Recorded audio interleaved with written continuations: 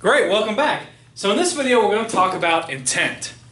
And intent basically means, you have to think about this, like social legitimacy is so important, right? It's important in any situation, but it's also important when you're dealing with organizations.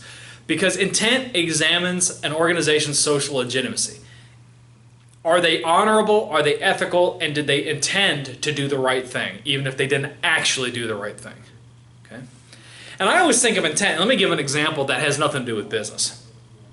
So when I was a little boy, I used to walk dogs. That was how I made my money as a kid. And I walked dogs all the way up until, well, even through college, I reckon. And, but especially like 9, 10, 11 years old. And, you go out, you're walking dogs, and what do you notice with dog walk? People that have dogs. Periodically, there's a dog, it's kind of a bad dog, right? It's the kind of dog, especially that picks fights with their dogs, maybe bites them or other kinds of bad things. And I remember I had walked this dog into a park, and this older lady had her dog off the leash, and it attacked the dog that I was walking. And I managed to kind of separate the two dogs and everything. But the dog that I was walking was attacked, and I had to tell the owner that that is what had happened while we were on the walk, and that I'd separated them and all that stuff. And I remember, and you have to remember, I'm like 10 years old at the time, right? And I remember when I got the dog back, the owner said, "Well, I want to know where this woman lives that had this dog that was off the leash."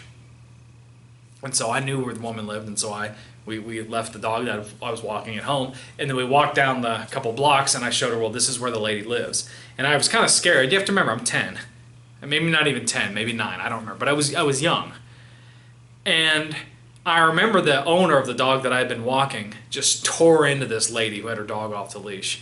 And I remember the owner and her dog that was off the leash, the dog's name was Emily. And she kept saying, "No, my dog would never do that. My dog's a player, not a biter, not a fighter."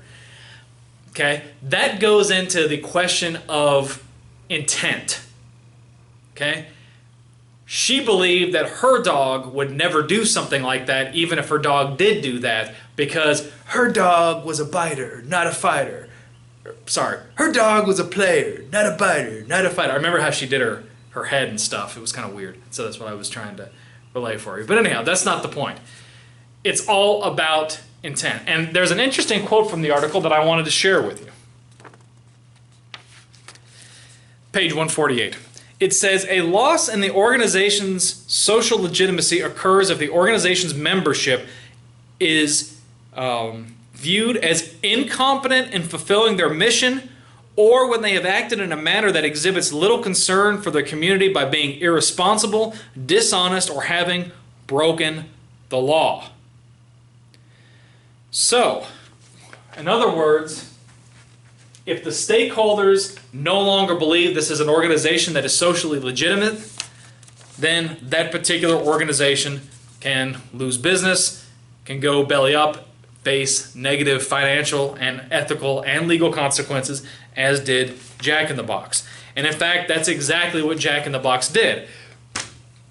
The crux of their argument was they pointed out that they had historically always complied with Food and Drug Administration regulations, and that they were absolutely adhering to the necessary federal standard.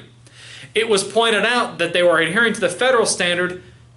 And I didn't explain what the standard was, I apologize. So what the standard was, when the grills have to be a certain temperature, and you have to take the ground beef, and you have to take the spatula thing, and you've got to push it down for a certain number of seconds on the grill to make sure that you kill any potential pathogens inside the hamburger.